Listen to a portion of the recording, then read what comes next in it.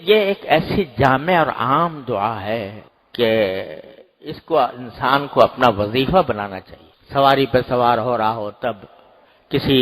نئی جگہ پر جا رہا ہو تب، نئے شہر میں داخل ہو رہا ہو تب، کوئی نیا کام شروع کر رہا ہو تب،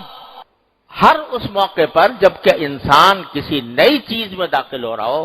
تو اس کو یہ دعا مانگنی چاہیے، رب ادخلنی مدخل صدق واخرجنی مخرج صدق واجعل لی من لدنک سلطانا نصیرا۔ تو ایک تو یہ ہے کہ اچھی طریقے سے داخل ہوں اور نکلوں تو اچھی طرح نکلوں، اور آخر میں یہ کہ واجعل لی من لدنک سلطانا، مجھے اپنی طرف سے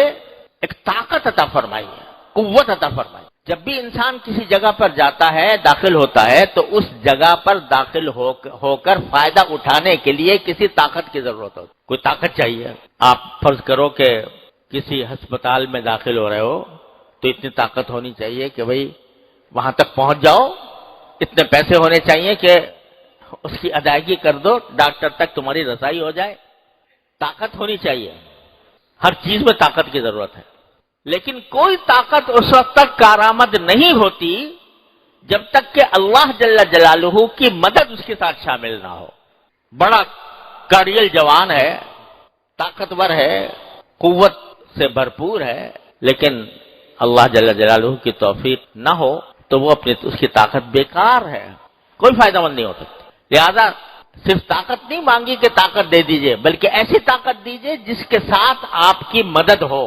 یہ سکھا دیا اس میں، اللہ تعالیٰ نے یہ سکھا دیا کہ کبھی بھی اپنی طاقت پر اکڑو نہیں۔ وہ طاقت تمہاری جسمانی طاقت ہو، ذہنی طاقت ہو، علمی طاقت ہو، کوئی بھی طاقت ہو، اس پر اگر اترا گئے کہ میں تو بڑا طاقتور ہوں اور میں ساری دنیا کا مقابلہ کر سکتا ہوں، اگر تم اس پر اترا گئے کہ یہ میرا کمال ہے، میری طاقت ہے، میری قوت ہے، تو وہ قوت اور طاقت سب ہوا ہو جائے گی، اس وقت تک کارآمد نہیں جب تک کہ اللہ جل جلالہ کی مدد نہ ہو۔